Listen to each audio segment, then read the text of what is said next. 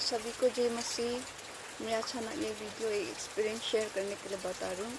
तो मौसम भी बहुत ख़राब है, बारिश दे रहा है, घर में बैठे बैठे बोर हो गया, तो मैंने सोचा एक वीडियो बना लूँ जो कि सबको काम आएगा, सबके लिए हेल्पफुल होगा। तो आप लोग का लाइफ में कभी हुआ होगा कि आप लोग किसी के साथ झगड़ा किया है, मुँह लग गया। कभी कभी आपका नियर डियर क्लोज वन होता है, जैसे एक बार आप थोड़ा झगड़ा हो जाता है तो जब तक क्लियर नहीं होता है तो आपको अच्छा नहीं लगता है, या ऑकवर्डनेस आ जाता है ना, मन में भारी भारी सा। तो ऐसे एक चीज़, एक इंसिडेंट मेरा साथ हुआ था कि एक दी से मुझसे बड़ी थी, थोड़ा आर्ग्यूमेंट हो गया था। तो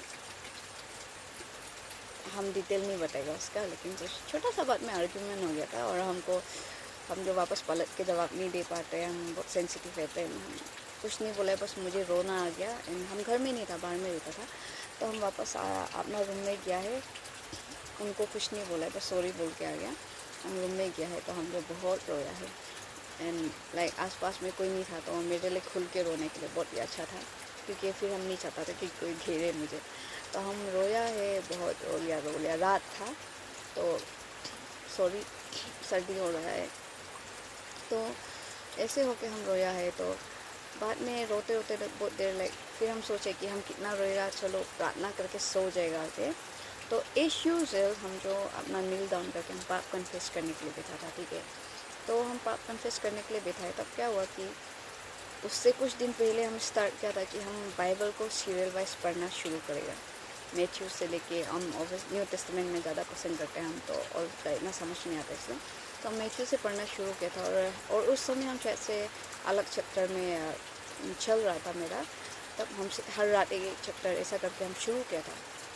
तब हम जो जब हम वो वहाँ में पाप कन्फेस करने के लिए बैठा है, स्टोरी में वापस जा रहे हैं हम लोग, तो हम जो पाप कन्फेस करने के लिए बैठा था, प्रार्थना कर रहा था, पहले हम क्षमा मांगते हैं अपना गॉड से। देन उस समय क्या हुआ कि अचानक से ना एक वचन मैथ्यू चैप्टर 6 वर्स 14-15 में लिखता है कि आप लोगों को क्षमा करोगे तब आपको क्षमा मिलेगा, एंड अगर आप किसी और को क्षमा नहीं करते तो परमेश्वर भी आपको माफ़ नहीं करेगा।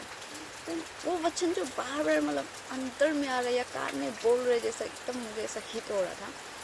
तो आप सोच रहे कि नहीं, ये हम खुद सोच रहे हैं, एंड हम अभी वो सिस्टर हमको हर्ट किया, हम कैसा माफ़ कर सकते हैं उनको, ओके। अभी तो हम इतना रोया उनका वजह से, ऐसा था हम जो। लेकिन क्या हुआ कि मेरा प्रार्थना जो हम आगे नहीं बढ़ पा रहा था, हम पूरा पाप कन्फेस करके बैठे रहे।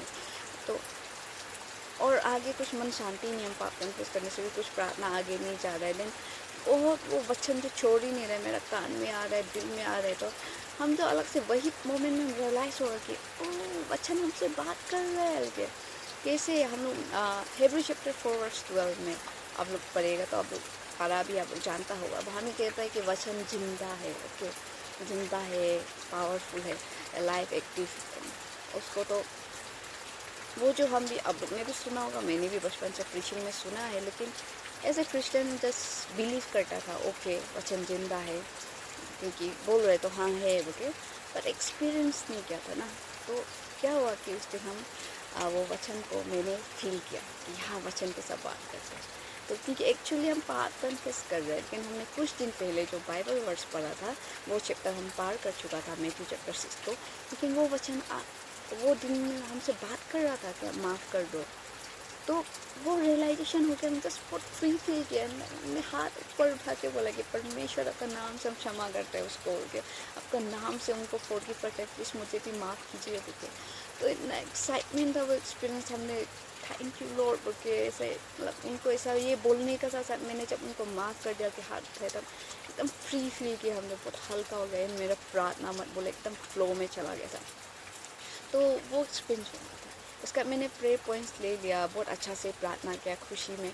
फिर जब हम प्रार्थना ख़त्म करके लाइक वो जो हम इतना दुख से रोया था, इतना भारी भरकम हो गया था, हम जो बहुत हर्ट हुआ था, किसी को बोलने नहीं सके, इतना हल्का हो गया। मुझे कुछ याद नहीं है किसने मुझे क्या बोला, मैं बस बहुत खुशी हुई। और लाइक पूरा वहाँ में हम समझ गए कि ओह वचन ये जिंदा इस तरह है, वचन इस तरह बात करता है बोल के मुझे वो एक्सपीरियंस हुआ।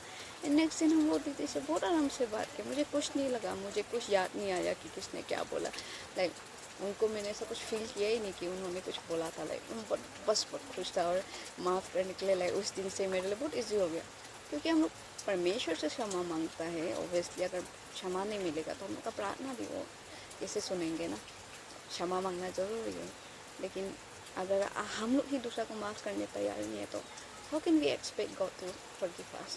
या तो हम लोग को माफ़ करना चाहिए। एंड हम लोग को माफ़ कर दीजिए। अभी भी आपको लोग में से कोई होता होगा जो भी देख रहे हैं कि आप लोग का लाइफ में कि किसी का साथ मुँह लग के बहुत साल भी हो गया होगा या कुछ दिन ही हुआ होगा या अभी हुआ होगा, माफ़ नहीं कर रहा है, दुख करके बैठ रहे या कैसा कैसा आपको लग रहा है, हेजिटेट मत कीजिए, माफ़ कर दीजिए, बात कीजिए, क्योंकि वचन भी यही कहता है। नहीं तो आप बहुत अनहैप्पी रह जाता है। एंड यस, वचन पढ़िए, क्योंकि वचन अगर हम वो वचन नहीं पढ़ता मैथ्यू चैप्टर 6:14-15 को, तो एक्सपीरियंस में ये एक्सपीरियंस हम कभी नहीं मिलना था, हम नहीं समझना था, या वो दीदी से पता नहीं कितना साल नफरत करके भी बैठना था होगा, हम कभी खुशी नहीं रहना था होगा वो बात को ले लेके जो। तो या वो वचन हम कर हम नहीं पढ़ता तो मुझे भी कोई असर नहीं होना था। मुझे वो बातें कैसा करना था जब तक हम पढ़ें, क्योंकि कहता है कि जब आप प्रार्थना करते हैं तो आप परमेश्वर से बात करते हैं, क्योंकि हम लोग अपना बात ही रख रहा होता है। पर जब आप वचन पढ़ता है, परमेश्वर आपसे बात करता है, क्योंकि वचन ही परमेश्वर है। जॉन चैप्टर 1:1 में लिखता है ना। तो इसी तरह आप बाइबल पढ़िए, बाइबल आपसे बातें करेगा, आंसर आपको वचन में मिलेगा प्रे करने के बाद। जैसे हम प्रार्थना कर रहा था तो वचन हमसे बात कर रहा था।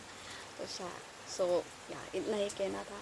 Thank you so much. आप लोग को आप लोग का लाइफ में जरूर अप्लाई करें। आप सभी को परमेश्वर ब्लेस करे।